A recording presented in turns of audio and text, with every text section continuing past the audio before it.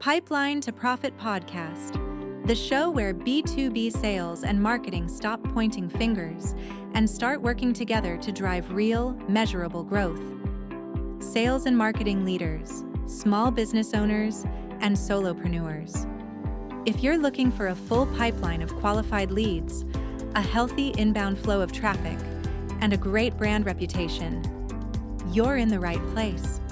Together, co-hosts Tracy Bedwell and Krista Mollion bring over 3 decades of experience working with leaders on business growth. They aren't messing around. They cover the key topics to get you the ROI your business deserves. Enough said. Let's dive in. Welcome. Super excited to have you here, Tracy. Great. Today we're going to be recording our first episode of Pipeline to Profit podcast that we talk about marketing and sales. And I can't imagine just how many people are struggling with this concept, sales versus marketing. So it's going to be wonderful to show this alignment. And that happens to be the topic today is marketing and sales alignment. But before we dive in, let me just ask you, Tracy, to give the audience a quick introduction of who you are and what you do. Thank you, Krista. I am Tracy Bedwell. I am the owner of Sales Training International Limited, which is an international training company. And we focus on going into companies and delivering sales training, sales coaching, and also sales keynote speeches. And I've been in sales now for, I can't believe this, I'm saying this, 40 years. And I started as a sales rep and I worked all the way through to head of sales for a large global organization. So I am what I like to call myself Miss Sales. Lovely. Then you're exactly the person who should be talking about this topic because there's a lot of people who have been in sales for a few years, but yet think they know everything. Krista, how about yourself? Why don't you introduce yourself to the audience from your perspective? Sure. So I'm similar to you, but not that impressive. I've only worked in marketing for about 2 decades now, primarily in San Francisco with Silicon Valley SaaS companies. And for the past 2 years, I've been operating as a fractional CMO, and I founded an agency called Unignorable Brands, which is really AI focused to help SaaS founders get all their marketing done quicker. So happy to be here to talk with you about sales and marketing alignment.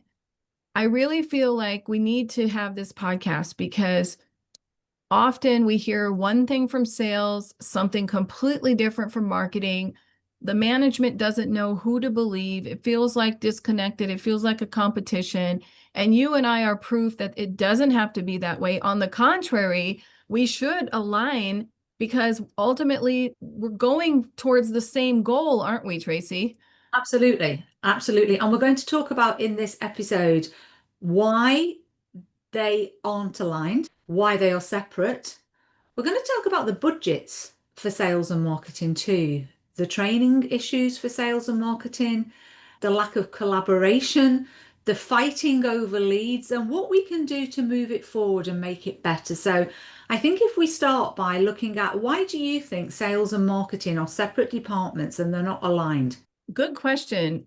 I don't know if I have a perfect answer for that, but I feel like we're just so operating at the top of the funnel and at the bottom of the funnel. And maybe logically, we think that we should be staying in our lane. So for a marketing perspective, and you can weigh in on this, I feel like my role is to be at the top of the funnel, generating leads, getting the word out, working on the brand reputation, doing SEO to get the keywords, running ads, doing everything to just bring awareness and drive traffic towards the brand. Whereas sales is already handling the leads, doing a completely different task. So in a way, it's logical to think that we would be misaligned. We would be, because I'm over here, I have my own goals and you have your own goals. I think, and this may be an unpopular opinion, I think sales and marketing should be separate because I think the roles are quite different. As you've just said, marketing is right at the top of the funnel, generating that awareness and the leads, and sales are at the bottom of the funnel. What I don't understand from my many years of working in both departments, running both departments, but also going into hundreds of organizations and seeing this happen, I don't understand why they're not working together better. Because for me, without a sales team, we don't really need a marketing team. And actually, sales really need the marketing team. So they need each other desperately. And what I don't understand, and maybe this is something you can throw some insight on, Krista, what I don't understand is why they don't sit down and work together more, why they don't support each other more, why they don't understand that they need each other and each other is a help rather than this competition that you mentioned, like the fact that sales and marketing are all but in competition with each other in a lot of the companies I go into. And that's what I don't understand. Why do you think that is? So those observations are spot on.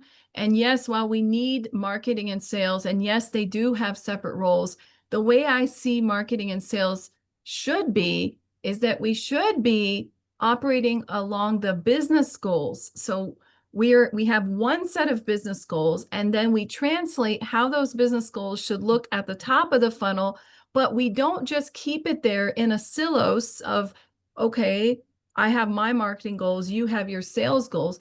Why don't we create a pipeline and say, all the way from the very first interaction, the very first touch point, as we like to call it in our jargon, all the way to closing the deal and customer service, that we're always tracking that.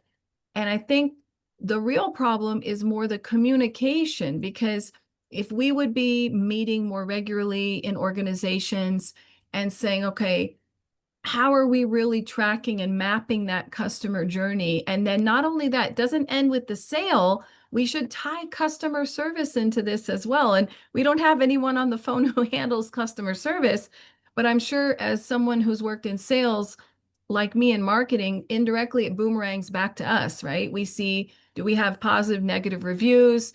Do we have repeat customers? What's the retention rate? Those are questions probably you are asking in sales as well as me in marketing. So in the end, we should not have these silos. We should have one long pipeline, and then we should be looking at all those touch points and measuring it back up to the business goals. That's how I see things should be. But in reality, why doesn't it happen? You asked that question. I think it's a timing and budget question. I think we're so busy running our departments, doing all of our respective tasks, chasing our tails sometimes, that then we say, well, that's an additional job. But in the end of the day, I'm sure that for marketers or sales executives listening, that they have to realize that ultimately we could save time and money if we worked closely together, because we would share information, we would provide more insights and help to one another. And I think if we partnered up a little bit more closely, we could close more deals, retain more customers, get better reviews, and ultimately that will meet the business goals. I like the idea of head of marketing, head of sales, head of service and retention working together. They can keep their separate departments. Yes, they have their separate job roles, but I like the idea of those three key roles coming together to set the strategy and the targets together and actually feeding back into their team. This is what I don't think happens. For number one, I don't think those three heads of departments ever get together and have a discussion from the companies I've worked in. But what I also know certainly doesn't happen is those three departments don't communicate ideas, strategy, results across all three of them, letting them know that we're working together, we're helping each other. I think it's a lack of strategy and I think it's a lack of communication, probably starting off with the heads of those departments and not filtering down into the other departments and creating, as you say, these silo departments who just don't work together with the others who they have a huge impact on. Now, you mentioned a word when you were talking there, Krista, you mentioned budget. This is a big bugbear of mine. I go into organizations, probably a lot more than you do. I go into physical organizations and have lots and lots of meetings, and I see they spend a lot of money on certain things and certain departments, and yet sales and marketing seem to be an afterthought. with the budgets. Now, I think sales and marketing are the most two important departments in the organization, because without them, you don't really have an organization because you've got no customers. And I don't understand why these organizations are willing to spend huge sums of money in other departments, and yet they don't give the same priority to sales and marketing when it comes to budget. Why do you think that is? I think that traditionally it depends on industries. I've noticed that like you, I have different experiences. I'm more working with tech companies. Right. And a lot of times the tech companies traditionally have thought the product will sell itself. So we should put all our money into R&D, into production, into the product development. And all the other things are just kind of auxiliary, optional. Everything is focused on the center, which is the product or whatever we're selling. But to your point, I feel like maybe there's a good shift because there's trends where companies start investing a lot more budget into marketing and sales, and then their competitors have no choice but to follow suit. You'll see this at big conferences and you're like, oh, look, that company they went all out for that, for their customer conference or their partner conference, or in general, a public conference to do marketing for themselves.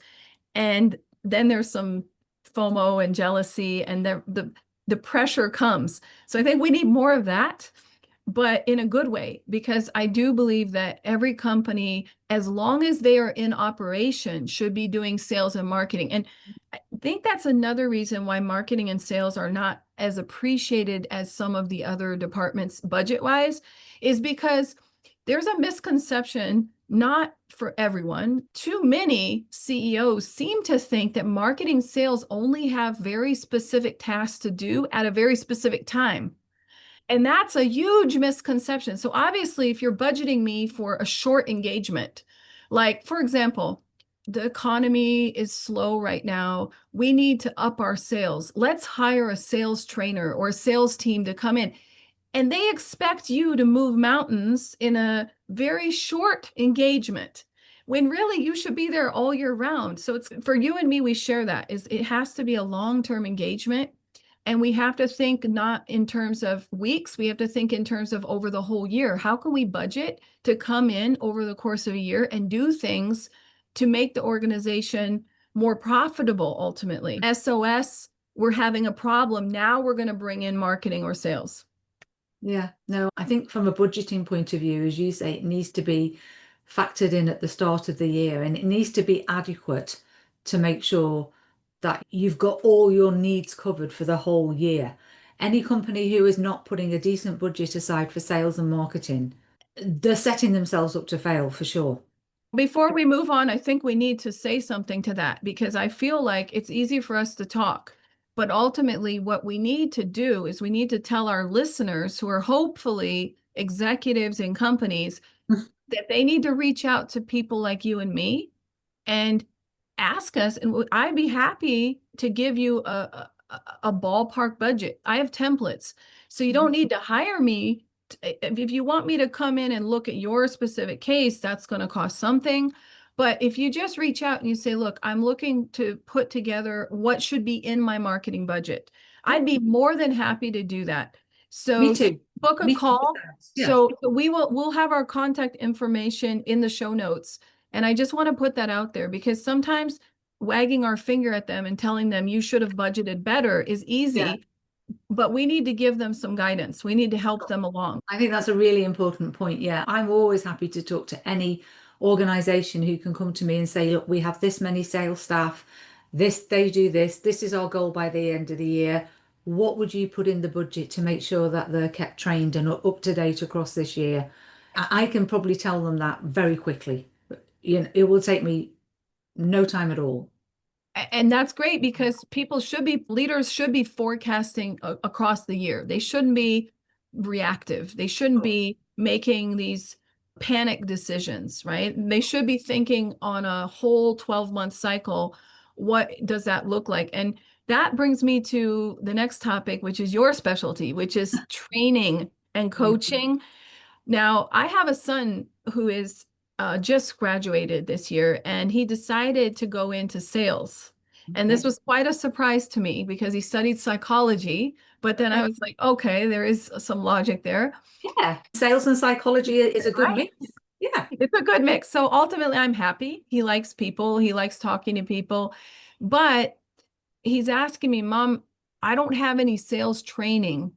Okay. And the companies that are offering me jobs are just doing some kind of ad hoc sink or swim type situations where they're like, we're going to give you an AI script and you'll have access to the AI script and that's it. And my son is, what about, do I have a proper training from anybody? Because he studied psychology, right? He needs to have, no, we don't really do that. We just copy and paste from our AI script and that's about it. And then you submit you track your numbers in our little CRM tool, how many calls you made, how many emails you sent. That's about it.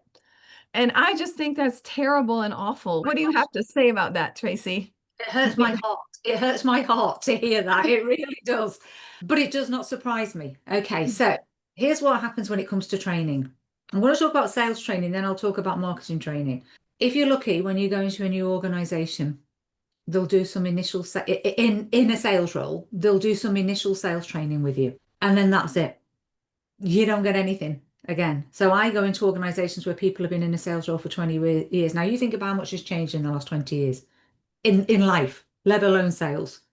But if I think about what sales was like 20 years ago to what sales is like to now, yes, the basics are the same, but the tools, the way the world works, the way people buy, things that are available, it completely changed, completely changed. And yet these people were trained 20 years ago are expected to keep up to date with how everything has changed on their own. Now, some organizations are better. Some organizations will do something once a year, perhaps, and they'll pull them together once a year. Some organizations will do exactly what you said before. They'll wait until they're in dire trouble. Oh my God, like our sales are tanking. We don't have enough leads. It is September. At the number of calls I've had recently, it's September. We don't have enough leads. We have to hit our target by the end of the year. Can you get us some leads? And it goes on and on. I could talk all day about all the horror stories I hear. This is what needs to happen.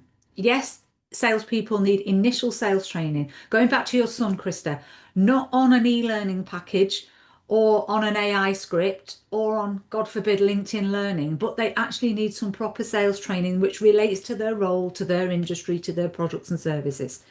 Then they need regular training and coaching. Now, here's the big word, coaching. Salespeople need a coach, whether that coach is internally or whether that coach is external, it does not matter. They need a coach who can keep them on track and say, are you trying this? Are you applying that? What happens when that worked? Did it work? Did it not work? Why did it not work? Let's think of a new way of doing that. So salespeople need sales training on a regular basis.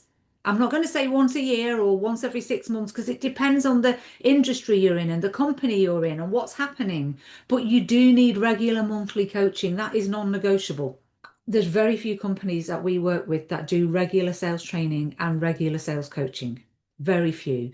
The problem is the sales leaders within those organizations, they run multiple roles. Yes, they have a sales team, but they also maybe have a book of customers on their own.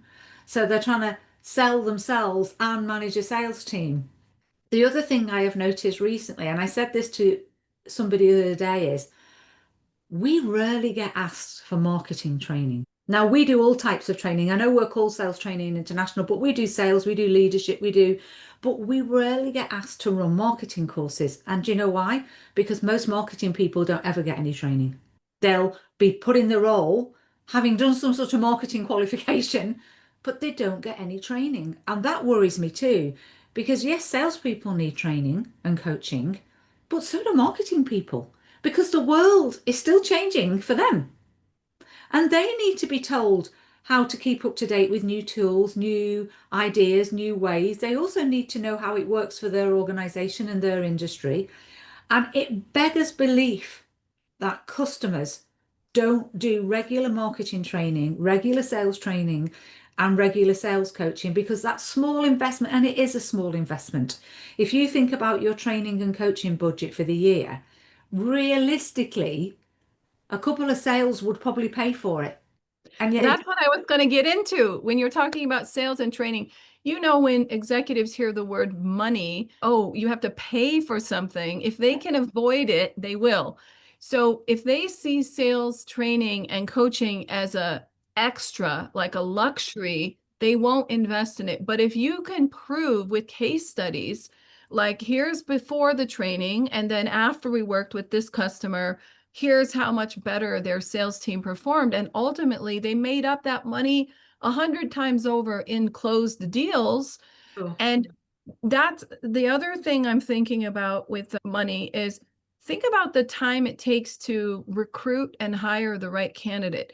I yeah, was just posting a job role recently on LinkedIn, and LinkedIn was asking me for $1,000 a week for my ad. wow, So they wow, said, if you want this ad to be on your profile, we need you to pay $1,000 for every 7 days that we put it up.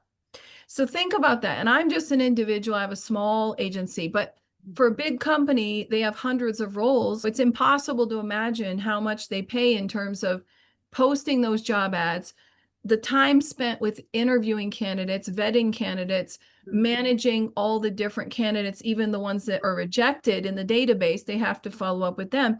It's just so much effort. So if you add all of that up, isn't it better to train someone who will stick around than put them in the hot seat like my son's sink or swim and then burn out and find someone new all the time? yeah. I think training and coaching plays a big part in not only working out who's good for the role and who's not, because you can hire someone and not know whether they are right for the role until they're in it, but you need to give them the skills to be able to give them a good opportunity. But also, if you get a superstar in your marketing department or a superstar in your sales department, you want to keep hold of them because you don't want them to go to one of your competitors.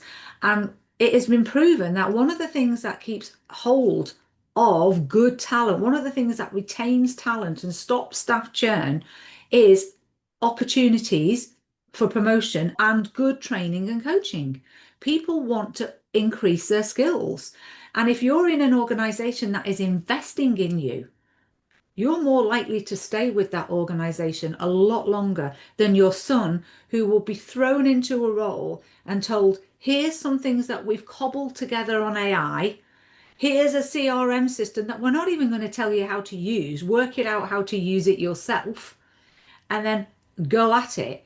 I can tell you in a couple of months, your son's going to think, forget this company. And the sad thing is, he may even think, sales isn't for me. And it's because he's had a bad experience. So for me, training and coaching is a huge subject. Yes, it helps to attract and retain good staff. It helps to grow your staff. It also helps your bottom line at the end of the day. Let's be honest with you. If you've got a great marketing department who know what they're doing, and if you've got a great sales team who know what they're doing, your business is laughing at that point. And you're in the 1% club. You're in the 1% club because most of them don't.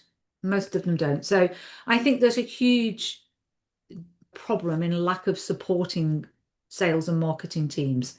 Oh, so true. And I know we could talk about this all day, but we're a little short on time. So I wanted to wrap it up with 2 points that I definitely think are valuable for this conversation is who owns leads? We've talked about this offline.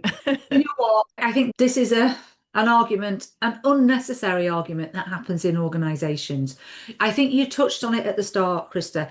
Marketing at the top of the funnel. They're there to create the awareness, to build the brand, to get the customers interested in the product or service. Okay, once the customer clicks on a certain thing or fills out a form on the website or does whatever it is, responds to your mail drop, they then pass it over to the salesperson. And at that point, for me, the salesperson owns that lead. Once marketing department give a salesperson a lead and says to them, this is a lead, this is where it's come from, this is the interest level we've had so far, here it is. It's up to them then to outreach. I have a big problem with sales teams expecting marketing departments to give them warm leads. Okay. Too many sales teams don't like having to reach out marketing department's job is there to create an awareness, to build the brand and to let them know. So for me, if I was working in a large organization and you in the marketing department, Krista, came to me and said, we've run a mail drop. This is a list of names and phone numbers and emails of everybody who has clicked onto the pages and has looked at the pages more than once. That's gold to me. I'm going to outreach to them. I've got warm information there, but as a sales team, that's my job to take it from there. Equally, if you come to me and say, this person has filled out this contact form on the website, marketing department don't ring them, sales do. So sales are the people who take that information from marketing, who've warmed it up and showed them that this person has shown an interest, and sales take it from there. That's my opinion. We've talked about follow-ups, and there will be another episode, spoiler alert, about following up, because you just hit the nail on the head that sometimes I feel like I've experienced that as well, where the sales team is, we haven't gotten any calls this month because marketing didn't do anything about this. And I'm like, of course we did. We ran email campaigns, we ran social campaigns, we hosted a webinar. We got all these people who signed up, who clicked, who've been browsing around. We've got all that data for you. My job is to place the bait in multiple places and then track the clicks. And I can give you at any given time, if a salesperson comes to me and says, how have you, and I talked about this with you offline, segmented all of them. So like, these are my hot leads because I can see that they've opened the email multiple times and they've clicked through to the page. So they're probably forwarding it around or looking at it again or talking with their colleagues or bosses. These are my hottest leads. We need to call them now, today, this week. The marketing department can give a sales department that. Awesome. And I'm usually triggering more emails, by the way. So if I see those people are clicking, I have a separate email sequence that will go out to give them more lead magnets, which we'll talk about in another episode too. But I really feel like you're absolutely right. Leads really, there should be a very clean definition, but there's not. So for me, a lead, I generate that lead at the top of the funnel. But once that lead starts showing interest, sales has to reach out, because we do not continue reaching out. We'll send a couple of emails, we'll give you the data, but sales is the one who has to pick up the phone and call them or try to reach them personally. We're reaching people in mass numbers. We're not reaching them personally, even though sometimes they feel like the email is personal. And then to wrap this conversation up, we wouldn't be doing our due diligence to talk about sales marketing alignment if we didn't talk about the bottom line, the numbers, the tracking the results. So we just talked about tracking the whole lead life cycle, really, from top of the funnel all the way to the bottom. But I think we both seen this in our industries, that sales and marketing leaders aren't always very good about tracking what they're doing. And when we talk about training and coaching, how can you imagine that you're trying to get fit and you're going to the gym, but you're not tracking which weight you're lifting or how many reps you're doing or your measurements? How are you going to measure your progress over time? So instead of telling me, oh, I go to the gym 3 times a week, you should be telling me your progress. Oh, here's what I did last month. This month I'm doing better.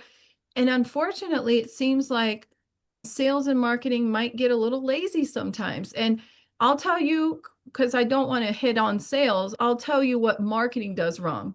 And then maybe tell me what you've seen in your sales. So in my experience in marketing, what I've seen done wrong is measuring only superficial data, meaning how many likes did we get? How popular are we? And that doesn't, for me, that's great. We built some awareness, but it's pure entertainment. What I'm looking for is conversion ready metrics. So I'm looking at this person clearly is showing interest. They're clicking a lot on these things, or maybe they started filling out the form, but then they stopped. They didn't submit the form, but I can see they started the form. Okay. Those are all signs that the person is actually interested in us instead of just pure popularity. And in marketing, I like to tell my CEO clients, no, that's not what we're going to do. If you're going to work with me, I don't operate just on pure popularity. I operate on, is this going to lead to a sale? So that's how I see marketing. So I guess I just don't see them as separable. I can't just say. So, and I think that's a huge mistake not to track the conversion signs. And then speaking of that, the segmentation signals, and also to be tracking, especially on market, all the people who opted out, who complained, whose emails bounced. I'm looking for any negative metrics as well so that I can fix all those problems. I don't ever want to give you guys bad data. So if I see that someone's email is bouncing, I'm not going to send that person on to you. I'm going to correct it and remove them from the list. So my job is to clean that all up. So there's a long list of KPIs that I track, both positive and negative ones. And then at the end of each month, I meet with my clients or my team, so internal and external, and I present my report, my monthly report, and I show them. And the way I track is I always track 3 metrics. I track this month compared to last month, so 30 days to 30 days compared to the whole year. And sometimes if it's relevant, I'll pull in numbers from last year. Yeah. So because there's seasonal dips, right? So I can say last year we had our best Q4 quarter. This year, where are we compared to that? So sometimes I'll go further back, but I think tracking is absolutely so important. And I don't wait till the end of the month. I track every week and I look what's happening week by week. And sometimes I'll pivot based on the data I see in real time. I'll be like, this isn't working. We need to move on to plan B. I just updated a landing page today that wasn't converting. I'm not going to wait until the end of the month. I can already see that we're bombing. We're not doing well. So I said, how about we make these 3 or 4 tweaks? I had a meeting this morning. My developers are working on it. And now we're going to see if what I changed worked. I have a hunch I fixed the problem, the funnel problem. What about you in sales? It's the exact same thing, Krista, for sales. The 2 big things people don't do is they don't check what they're doing and see if it's working. I'll give you a few examples of real life examples that have happened in the last week or so. I was speaking to a client of mine who's going to exhibit at a trade show. I said, oh, that's great. How did you choose that trade show? Have you been there before? Out of being there last year, what sales did you make? They can't give me any of that information. They just go because. So one of the big things I find in lead gen is when I'm talking about lead generation, there's 20 different ways we can generate leads, but you do not need to do all 20. 3 or 4 will work really well for you. And what I find in most organizations is nobody knows what those 3 or 4 are. They'll just carry on doing something and they'll carry on doing what I call busy work. Well, I'm posting on LinkedIn, I'm posting on Instagram, I'm going to a trade show. That's great. But are you getting any actual results from that? They can't tell me. So tracking of what works and what doesn't work for me is a big issue. You don't have to do everything, but you do need to work out what works best for your audience, for your product, for your industry. And you will need to test things out and think, actually, this isn't working. You know how it is on LinkedIn. Getting 100,000 views and 1,000 likes means nothing if you get nothing from that. It means nothing. It's vanity metrics. So for me, this client came back to me and said, we have to be seen to be at the trade show, because if we're not seen to be there, it'll cause a ripple in the industry. Why? How much are you spending on the trade show? How many staff are going to be there? What could you better spend that money on in terms of generating leads? How could you change things up and do things differently? Most companies I work with can't answer those questions. They don't assess what works and what doesn't work. And the second issue is what you said, targets. I go into organizations, I've been talking to one recently, one of their targets for their sales team, you're not going to believe this, was how many meetings they booked in a month. I said, why? Why are you targeting them on number of meetings booked? Because we are. And I'm like, is that correlating to sales? Because if you're saying we have to make 3 sales a month, and to get 3 sales, we need to do 30 meetings, and to get 30 meetings, we need to do 100 calls, I can understand the correlation of targets. But if you're saying they just have to do 30 meetings, but you don't know why you're saying that, why is that a target? You've got to look at the end result that you want. How much profit do you want to make each month?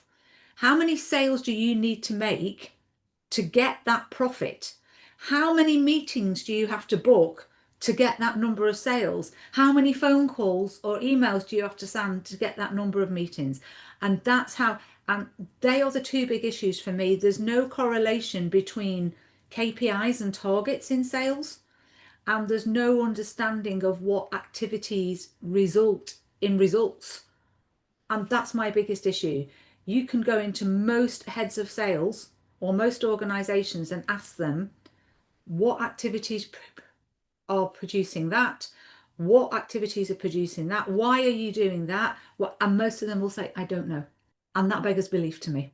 And I think we'll end it on that, really. I think we need to let that settle in. There's so many good takeaways today, but we want to be mindful of our schedules and the audience's schedule. So thank you, everyone, for tuning in. This is the beginning of our Pipeline to Profit podcast. So follow us for more tips and check out the show notes for Tracy and my information. We'd love to help you with your marketing and sales.